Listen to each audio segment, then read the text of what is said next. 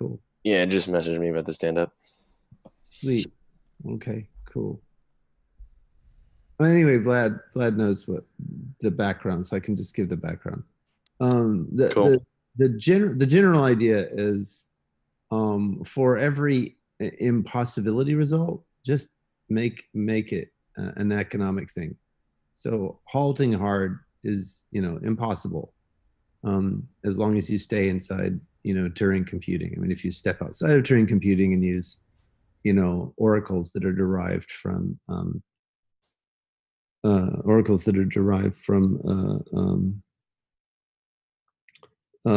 continuous computation, for example, then you can answer Turing halting hard questions inside continuous compute. So if you have the power of the reals, you can answer questions about Turing machines that operate on the rationals.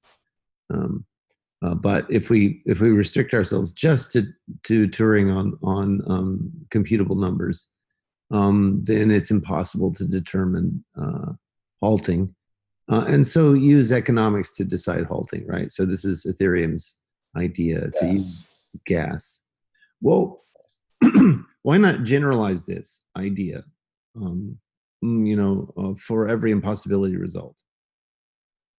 So one that's staring us in the face is FLP impossibility, right? So Right. inside of FLP, if you don't have certain kinds of oracles, then you're always going to be in a bivalent state because of you can always construct a delay, essentially. So the way to get around that is to impose synchrony constraints. So what would be ideal would be to impose synchrony constraints that are linked to economics. And so that's the basic idea. And then how do you go about doing that? So one line of thinking that I've been pursuing is this. Suppose that there are some resources. We'll figure out where the resources come from in a minute. But suppose that there are some resources that are available that are distributed amongst the validators. And in order to propose a block, it's going to cost resources. Resources are going to be committed, and they're going to be taken out of circulation while the consensus process is underway. And then they'll be redistributed. So this is linear. So you conserve the resources over time, right? So it's not like resources disappear; they get put back, but they're going to be redistributed according to the behavior associated with the consensus calculation. So this is similar to Casper in many ways, but it's slightly different. So in particular, suppose that there are two different kinds of messages. There's block proposal and there's block promotion. So when you propose, you're committing your resources. When a validator proposes, the validator is committing their resources at that time and as a part of that block. And then if a validator promotes, they earn resources, but the resources that they earn are only given after the committing of the block or the commitment to the block. That's under calculation, or the set of blocks that are being considered as a part of the consensus. Quick question, Greg. Yeah, sure. What do you still have a weights thing, like a weights map that you're using to determine whether a block's been committed? Yeah, this composes with everything. Okay, right? So you still have weights, and still only people with weights can propose blocks. But now, different people could put different amounts of money in their block proposals. And correct me if I'm wrong. The proposal is that the money that the proposal puts in is exactly the money that the committers earn. That's correct. So far, everything that you're reflecting back just what I said. Okay, great. One more thing. I guess you have a finality threshold in the protocol, and that committing is basically like a binary question, whether or not a block's Yeah, exactly. So again, it composes with existing proposals. Yeah, well, no, I mean, I Yeah, have a that's proposal that's for not having a fault tolerance threshold in the protocol, in which case you can't tell in a binary way when something's Oh, I wrong. see. I see. Yeah. Sorry. Yes. Yes. Of course. Understood. Okay. So now, since the resources are being taken out of circulation, well, there are two. We know for a fact that the process stops because the parties will run out of resources eventually. So that's unless they all start promoting a block. Right? If they continue to propose, then they're sucking up resources and it costs them money. So the only other option is to promote, right? So that's the So they have to both propose blocks and promote them. that's exactly right. And is Right. promoting anything different than like having a message which is like corresponds to updating people's view of your new latest messages? It doesn't have to be. It doesn't have to be different. Okay, because like if it's not different, then we don't need to change our understanding of what it means for these promoting messages to finalize a block. The only thing is that it has a new import with respect to the resources that we're using to control liveness. Sure. I mean, I'm just trying to audit the consensus bit for now, just like the safety and like the kind of just the safety bit, and then I want just to make sure that everything is still okay. Yeah. And then Okay. and yeah. So I guess just like go on for now. Yeah. So that's the difference. That's the difference is just updating someone's view is the forgetful form of promotion. So when you're promoting, or when a validator is promoting a block, then they're essentially placing themselves in the position to earn back some of the resources for that particular consensus. Okay, so to me it sounds like the reason why you say that this is a liveness solution is because you're paying them for liveness. Who's the you? Sorry, the protocol. Or you've made proposing you've made proposing more of a scarce resource, so that That's right. people have to like begin to rally around blocks rather than just continue proposing. That's right. And if they continue to propose, then they run out of resources. Yeah. So basically, what that means is that like, you can't go on without finalizing blocks for too long. That's correct. Blocks. So what's going to happen is that they could come to a point where they stop proposing blocks, and that is, I think, somewhat of a departure from what we have right now, because right now we have the property that any one node can make any number of blocks without hearing anything from anyone else. Mm-hmm. But you mentioned something about a synchrony assumption. So this is what I'm doing is I'm turning synchrony assumptions into economic. So I'm making a link between economics and synchrony assumptions. So essentially, because the proposals take seeing a new proposal from a validator is a way to observe the progress of time, and each proposal costs a certain amount of resources. You're now guaranteed that there's a time bound on proposal behavior. So we have now imposed a synchrony. I think that makes a lot of sense, Eddie. But however, I also know that like we could have an infinite number of promotions without ever finalizing a block. If you have two blocks that are being promoted, right? So let's say you have two blocks at the same height, so they're in contention. We're only interested in the consensus calculation for a particular contentious, we're only interested in two options for Yeah, this. and only in the mutually exclusive cases. Yeah. This is only interesting in mutual exclusive. Exactly right. So now the two parties have run out, and so that's the only point at which you use the tie-breaking property. Oh wait, but sorry. But and then you use that to pick to like promote.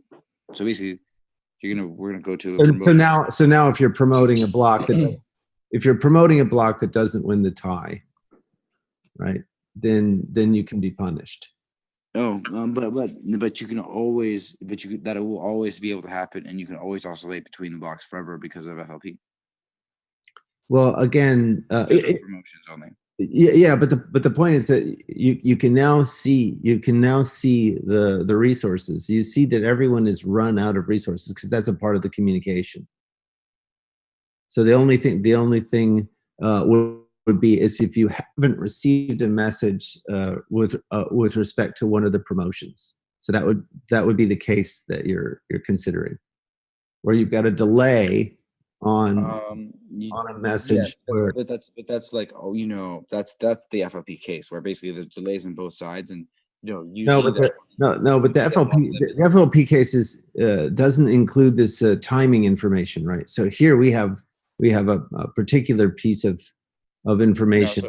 So the only information that I think that we have is that, like, moving from proposals to promotions is live, but going from promotions to a finalized block, I'm not sure is live. Fair enough, right? But now you have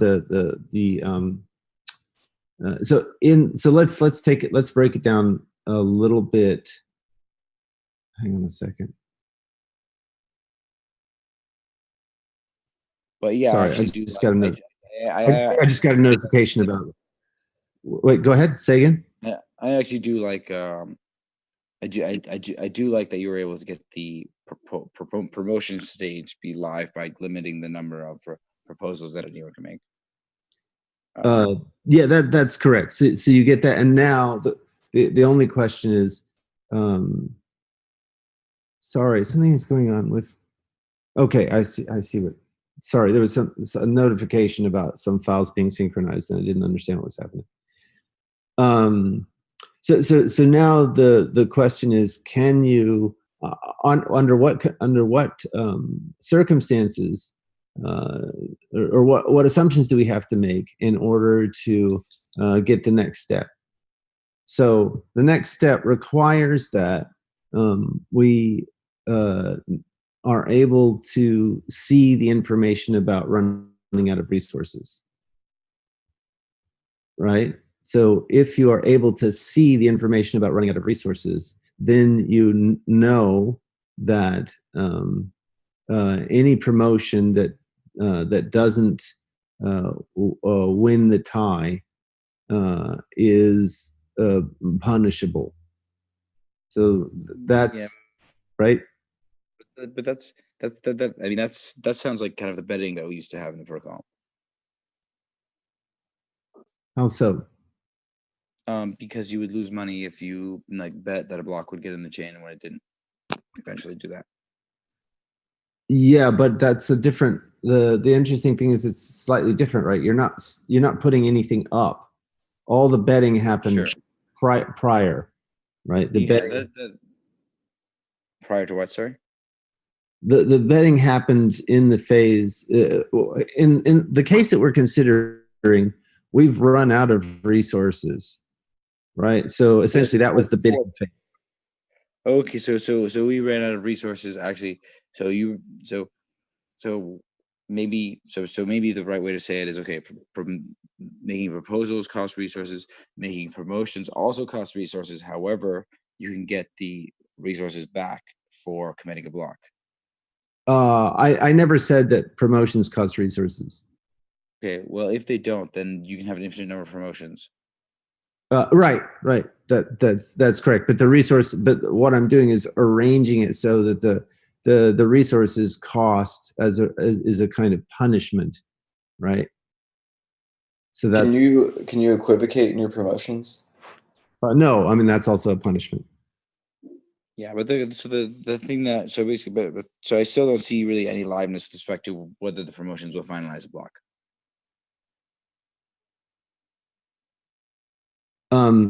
Right. So the argument is that if they have the information that everyone has run out of resources, then you can detect that there There won't be any more new blocks. what's that? That there won't be any more new blocks. Correct. New proposals. No, it's not just that there won't be any new proposals, but that the only case that we have left is if there's a tie, right? That's I that's, mean, that's so the only case left. not really. I mean, so with so the thing is that you could update the score of the blocks by promoting different blocks.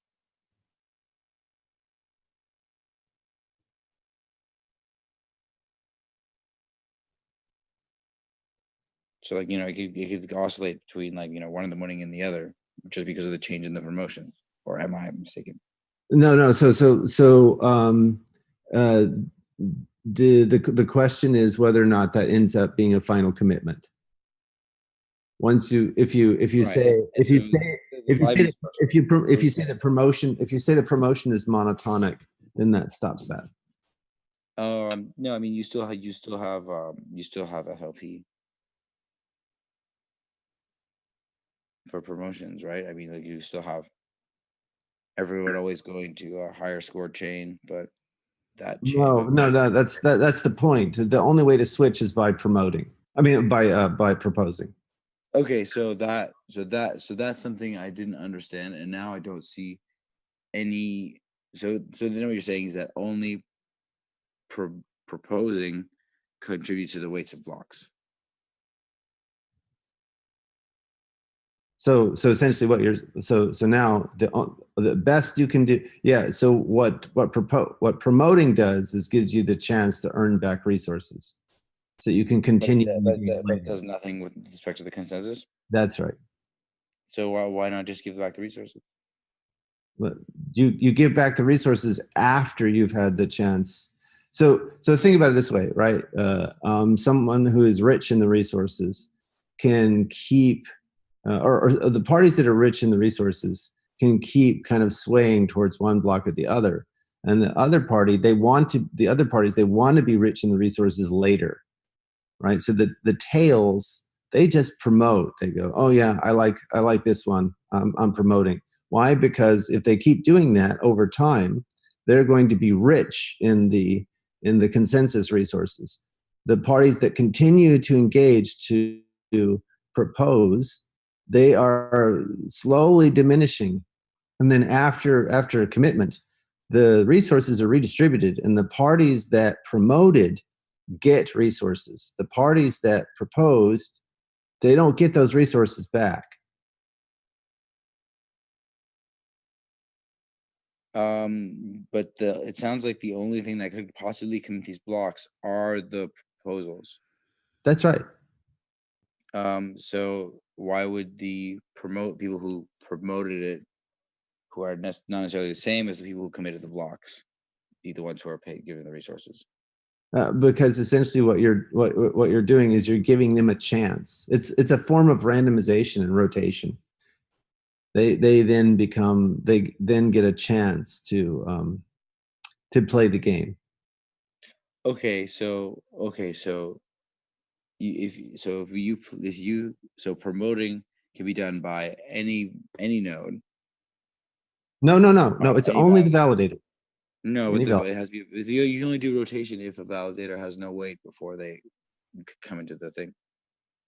So it depends on what we mean by rotation. What I'm saying is that the notion of rotation here is that they get like who's proposing. not Yeah, or the order in which proposals really kind of happen, like yeah, exactly. round robin or random or whatever. Exactly. That's exactly right. So what this does is it gives you the side benefit of randomizing that behavior. You don't know, you can't know because it's all an economic game.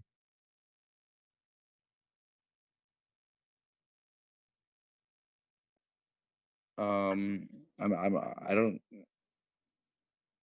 So, but the resources are also the weights for the consensus, or are the weights separate?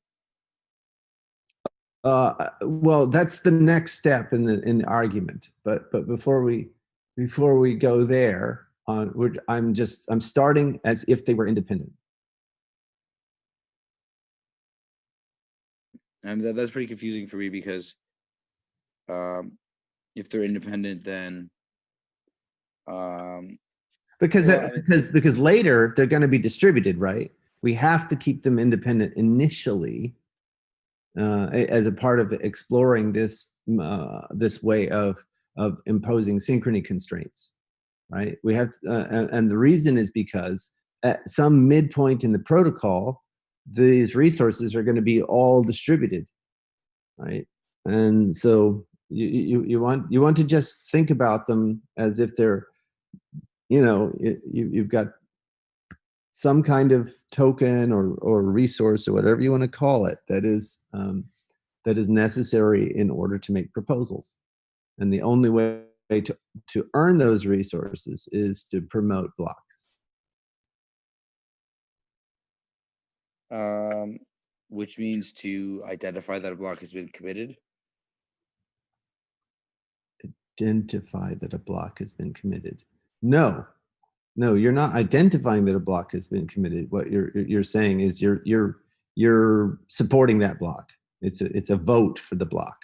Yeah, but what does the vote do? I mean, it has nothing to do with the consensus. It seems. It's signaling that you're not going to do any more on that argument. So imagine you've got a menu of options. The way I was trying to describe it to Natasha was just, instead of saying blockchain and validators and all that, so you've got a group of people sitting at a table. Those are the validators.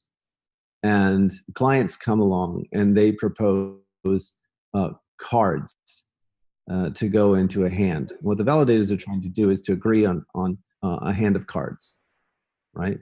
And so they've got chips that they can put in to promote a particular hand of cards, right?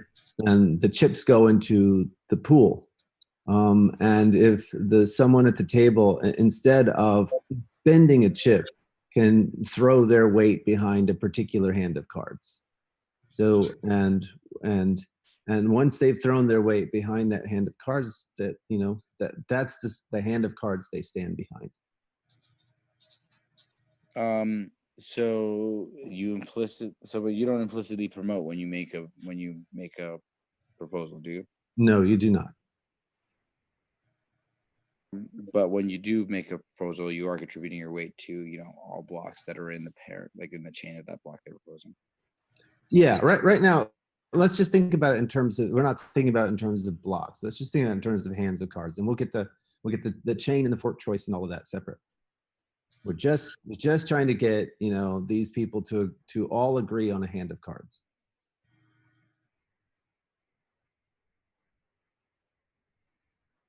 Can we do a bit? Okay. It's easier for people to visualize the hand of cards, but they can visualize the state of the coin.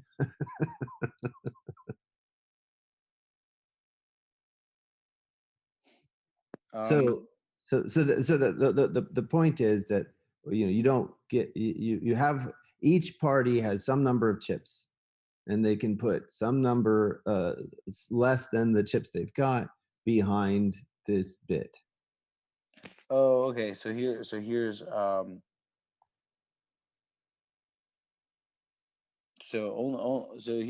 maybe I think here's an interpretation of what you've done. And I think it might work, Craig. Um, so check it out. We have consensus on a bit, and like there's these bets that like have estimates, standard justification, and basically what you said is like, okay, well, there's only gonna be a finite number of them. And then once that number are all there, let's assume that everyone is honest for now. Then like no one has the right to produce any new messages. And anyone looking at all of the messages will be safe, Yes. except for when there's a tie. Yes. And if you say like if the FLP thing basically requires that it requires that you are able to infinitely delay. So if we eliminate network delays, the only other possible delay is is eliminated by the consumption of resources. Yeah. Okay. Here's the issue with this. Unless you with the Byzantine fault, you can have one node and another node both looking at final states that from their point of view will never see another proposal. And so but that actually have a different block winning. So you need to so basically like the winning proposal has to win by like some margin in order to not be or with Byzantine fault tolerance, really. Mm-hmm. Mm-hmm. So in terms of the bit, what happens? They're all sitting at the table, and what happens? So basically, like imagine that so imagine that there's 10 players, and Let's keep it simple. How about there are 3 players? 3. I basically so I want you to be one of them. I want there to be 2. Like so basically, I'd rather have 5, right? Okay, 5 is good. 5 is a good number. So imagine that you're one of them, and then there's like there's Nate, Danny, Brad, and Jim. Yeah. And you each see you each see messages from each other, but like Danny will see like and you see like all the resources spent, but you'll see like 3 zeros, and Danny will see 3 1s because an equivocating node kind of spent the last of the resources or some resources in a different way for each of you. You guys are none the wiser. My proposal composes with the safety proposal. Well, the safety proposal. I can't actually get safety with a finite number of messages necessarily. The safety proposal requires that you're able to detect equivocation. Yes, but I'm making exactly the same set of assumptions. You can't detect. You basically need to detect. The reason why you're detecting equivocation is so that to consider all future views with less than some number of equivocations. That's not to say that you can, detect equivocations that you haven't received yet. Oh, fair enough. Fair enough. Yeah, but if you haven't received them, then you haven't received them. Yeah, and so that's the whole issue is that like you've received one side of the equivocation, Danny's received the other. You think the majority is on 0 and everyone spent all the resources. Danny thinks the majority is on 1 and everyone spent all the resources. Right. So what you then have to do is to make a link between the resource spending and the total number of equivocations you can see. So neither of you see any of them. But my point is, if you can see any equivocations at all, so neither of you can. No, which means if no party, so we can take all the resources out, and then that says that the safety proof doesn't work either. No, because the determination of safety. How do you see any equivocation at all? How do you see any equivocation at all? I mean, you don't. You're never guaranteed to see equivocation. Okay, so then you're never safe. The safety. No, that's not true. The safety proof, doesn't say that like if like you, if you see the equivocations, you become unsafe. The issue is that like I might see one half the equivocation, you might see another, right? Um, Mhm. so but basically the issue here is that um, we don't have a common future. You and Danny don't have a common future because you both think all the resources are spent, and you don't think that there's ever going to be any more proposals. Mhm. And if you don't have a common future, you don't necessarily have consensus safety, or you don't benefit from the safety proof. You need to make sure that you and Danny have a common future for to benefit from the safety proof. And how do you do that? By allowing, for example, um, you and Danny to communicate and send each other both your messages, which would mean that you now see that actually there was some Byzantine node who spent more resources than they were allowed to through an equivocation. Or they Mhm. equivocated, depending how you want to look at it. And that would change one of yours opinions from like 0 to 1 or vice versa. Mhm. Okay. And And how do we do that? what do you mean? So I mean that was the union of two views. Okay, no, but in terms of the protocol, how is that guaranteed that they're able to share those messages? If they don't have if they have this Oh, wildly divergent view in the first place, how do we know that they're it's able not to? wildly divergent. There's only like one. There's a single equivocation out of like 5 minutes. Okay, fine. So they have a divergence in their views, whether it's wild or not. They have a divergence in their views, and so what is the guarantee that they can signal to each other? So I mean, so it's basically that there is a common future protocol state that they share. In other words, you're assuming that they can communicate with each other.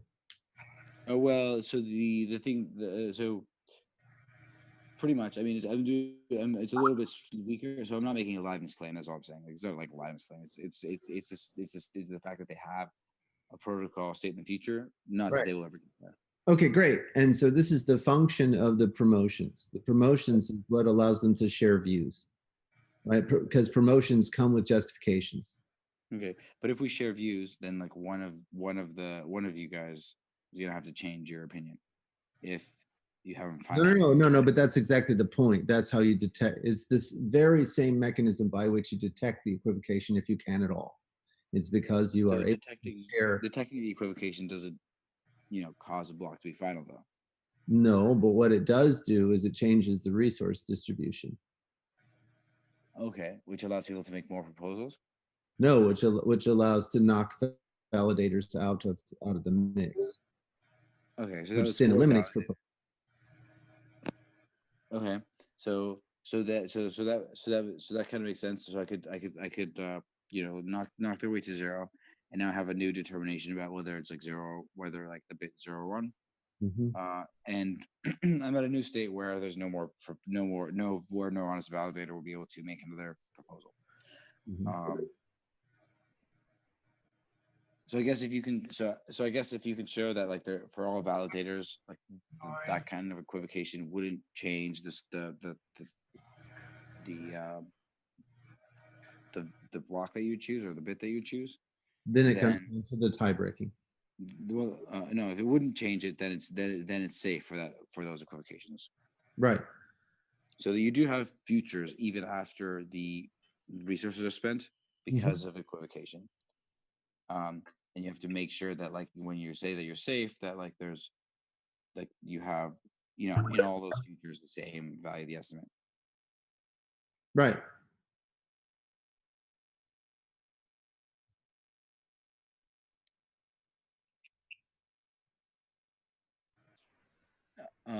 Okay, so I believe that that is possible. However, I don't believe that you are necessarily going to achieve it by spending a finite amount of resources in the first place.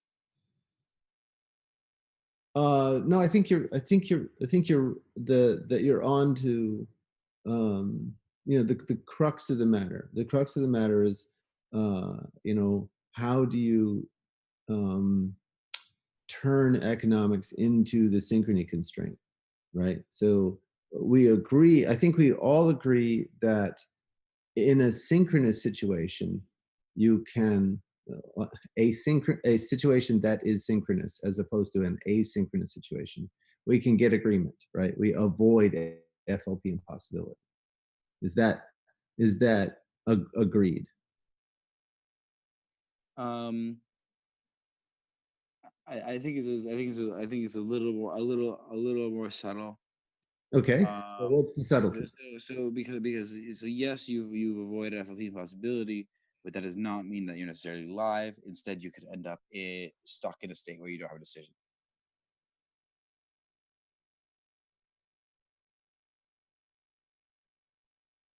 So you're not bivalent forever, but instead you can get stuck.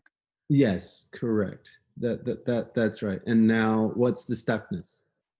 The stuckness is when we get to a state where we've all spent all of our resources, but none of us have Byzantine fault tolerant essence. Right. So it's up to the amount of Byzantine faults you're willing to tolerate. Right. So what I'm saying is, for any number of Byzantine faults, we could get to a point where we don't have that safety. So you're saying for 0 Byzantine faults, we don't have safety. No, for zero. Sorry, for any amount more than zero. Okay. All right. And so now what we have to do is we have to build in the tolerance for 1, and then build in the tolerance for 2, and so on. Agreed? Yeah. I mean, I think that's the issue here. Yeah, exactly. Okay. Um, so I feel bad that we've used up the entire time. I'm Hey, there's still 17 minutes. no, no. I just mean that nobody else has gone. I'm happy with the way the conversation is going, because Yeah, me too. I thought it was fun. I thought it was interesting. Uh, I'm enjoying the process of like reasoning through this.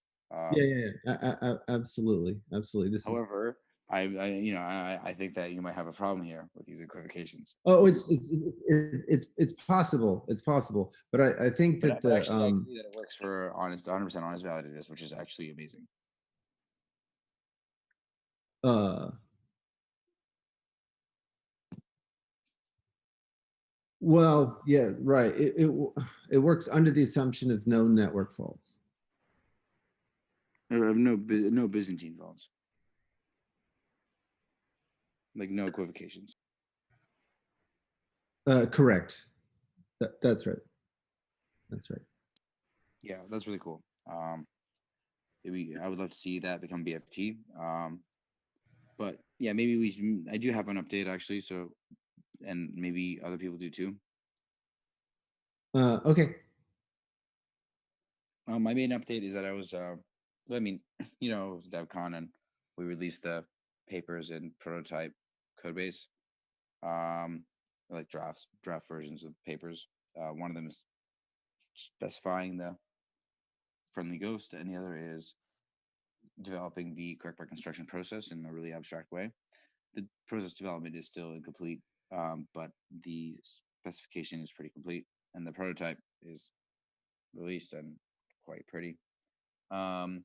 But in terms of research, the main kind of research progress, there's 2 main pieces of research progress. One of them is I realized, well, thanks to Yoichi, that Yoichi basically told me, and I had to like dig into it to figure out that he's actually right.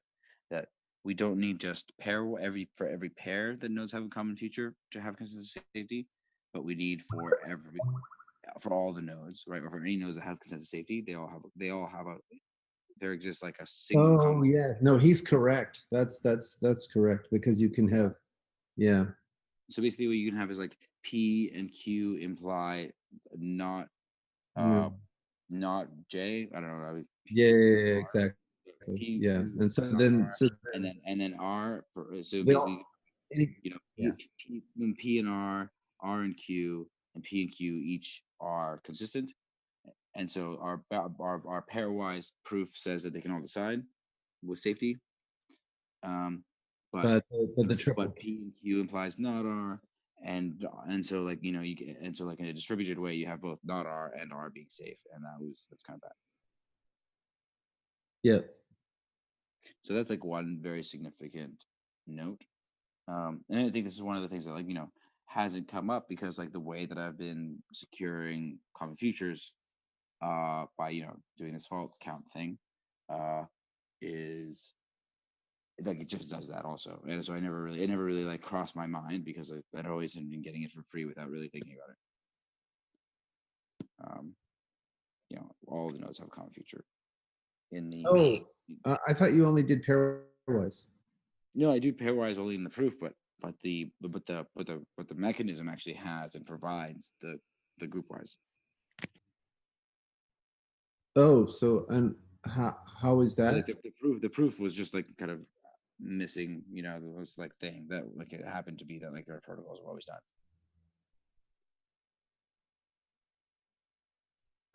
It's basically like I mean, you just like Does that you just like require some only kind of protocol. global observer?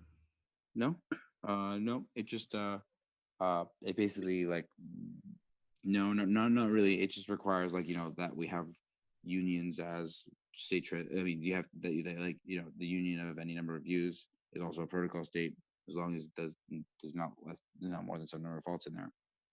Um, union or join or whatever.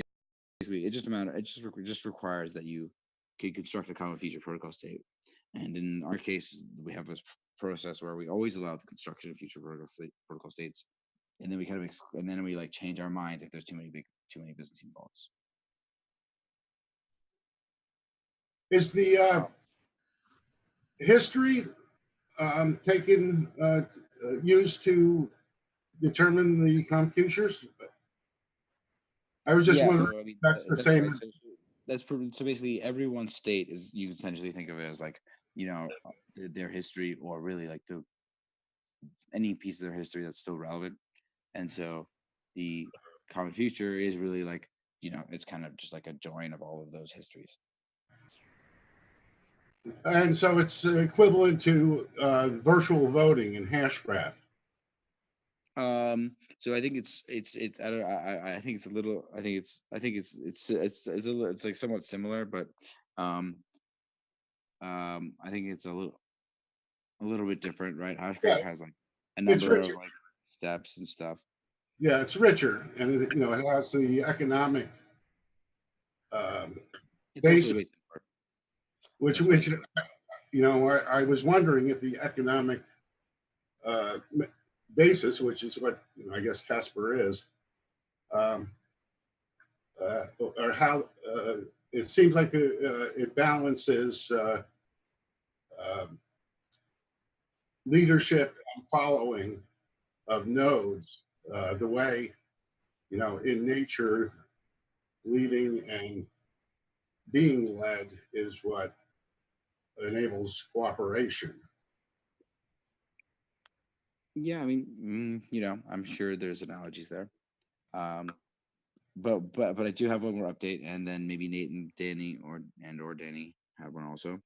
Um, my next update, my last update is another piece of research progress where basically, I mean, this is something that I've been kind of ruminating in my mind for a while, but really kind of developed last couple of days.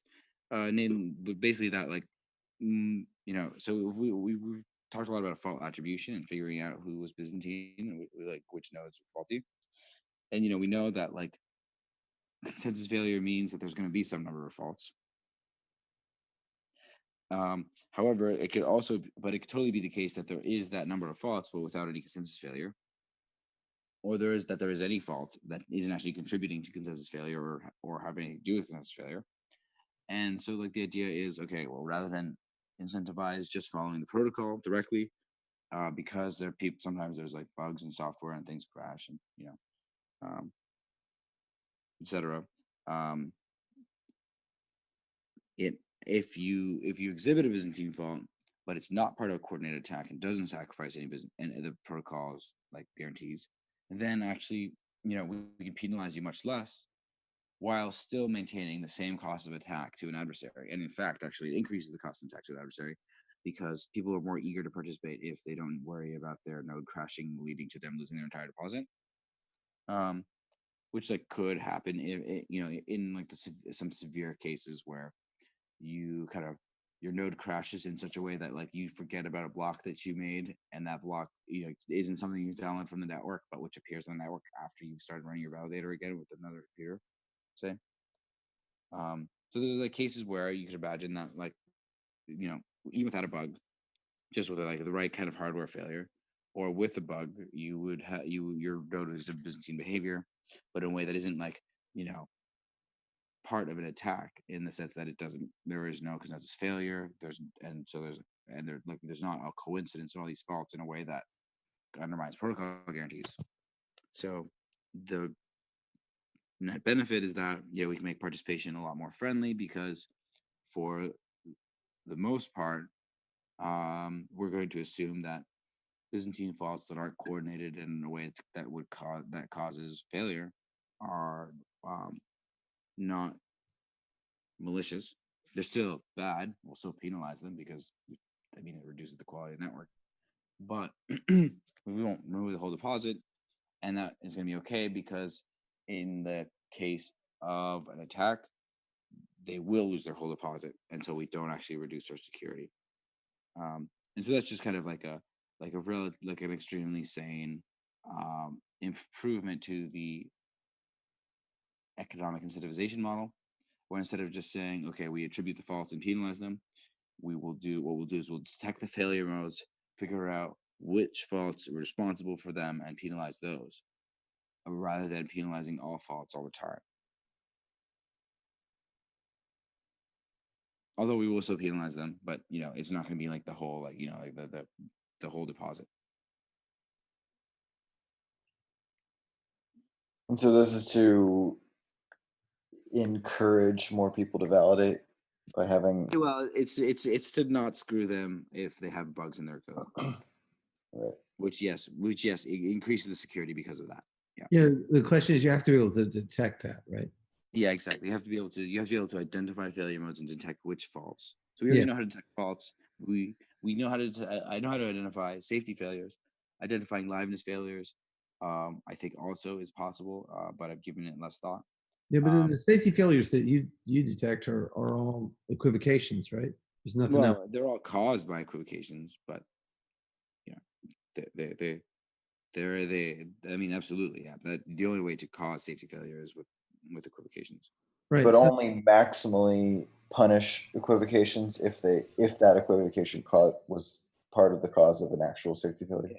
Yeah, exactly. So imagine we have like say like a Byzantine fault tolerance protocol with like that tolerates T faults, and like T plus 2 nodes equivocate, and only T plus 1 of them were actually part of the attack. Then like those ones would lose all their deposits, but the other one would be like cool.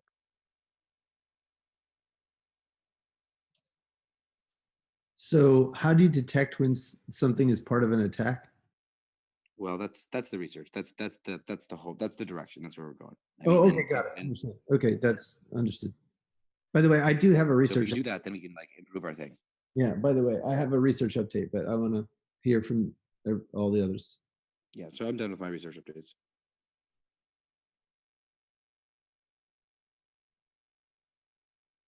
Nate not released that code base.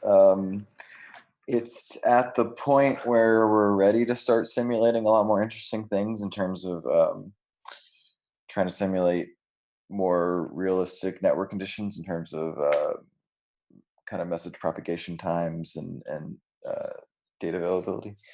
I'm getting married Friday, so Yay. Congratulations. Not be around too much this week, and definitely not be around the following week. But Nate, I'm sure, will continue on and also field any questions from the community as now that the code base is out there. And now that DevCon's done, and they'll have time to look. Yeah. Sweet. Post links. Links have been posted. No, I mean here. That way, people coming here. Okay. Yes, I'll do that right now. Nate, you want to give any up? Yeah. Continuing forward with the repo. Other than that, have kind of started to think about incentive stuff. Just Both from like a friendly finality gadget side and also from a CBC side. And was spent a while talking to Carl about if there's any way we can map one to the other. And it kind of, to me at least, kind of seems like no. And kind of seems like most of the incentive stuff for the friendly finality gadget is kind of very built into the fact that there's an in protocol finality threshold. And so haven't done too much, but I guess just begun to think about it, and it certainly seems like they're pretty far away from each other in terms of incentivizing. So um, yeah, other than that, maintenance of the repo, and that's pretty much it. But Cool. This is awesome. This is really good stuff. Do you I have that up? have been looking. Yeah. So I've been arguing, I guess, for the better part of 2 years that the trace is the way to axiomatize the consensus. So and if you start, there's actually getting more and more kind of consensual validation. What do I mean by trace? What I'm suggesting is that we look at trace monoidal categories as the way to formalize the consensus, the agency within the consensus protocol, and then the trace is when you look at traced composition, that's the execution of the consensus protocol. And the advantage of this is not only do you have an axiomatic presentation of what consensus is, but you also get a compositional notion of consensus, because it's the trace around each composition that represents the different the different validator sets, or potentially different validator sets, that are composing on an end-to-end system. So that's the basic idea. Vlad's toppling operation in the categorical construction he's considering is exactly monoidal. So so here the product is the monoidal product. And so the question that has been there has been how do you account for the Byzantine faults within the trace calculation? And so I realized while I was at DevCon that you could think about embedding the traced monoidal category in a setting where you only have partial traces. And so I spent the last couple of days reading up on the literature for what it means to embed the traced setting into a partial setting. And there's some very, very nice work done by Hagverdi on unique decomposition categories, which gives you a normal form for the trace. And then what the what axioms you have to establish or impose in order for the normal form to always give you a trace. And then what I'm looking at now is how to violate those axioms in a way that the violations correspond to Byzantine fault tolerance violations. So that's the reason. Cool. That sounds cool. Yeah, the lack of Byzantine faults and FLP in the trace thing has always been kind of. I mean, there's all the they also have you also have like actual consensus being reached, right, with the trace. Yeah, you have consensus being reached. That's the idea. So there's like also like, so I'm saying there's also liveness in the trace monoidal category, right? Yeah, exactly. But it turns out that you have this nice representation theorem, which sort of requires that you assume that certain sums converge. Basically, if you look at his normal form, he has a summability criterion, and the summability criterion looks and smells exactly like the imposition of like that you're avoiding FLP. When you can sum, then the FLP happens because you can't make that sum, because the sum diverges.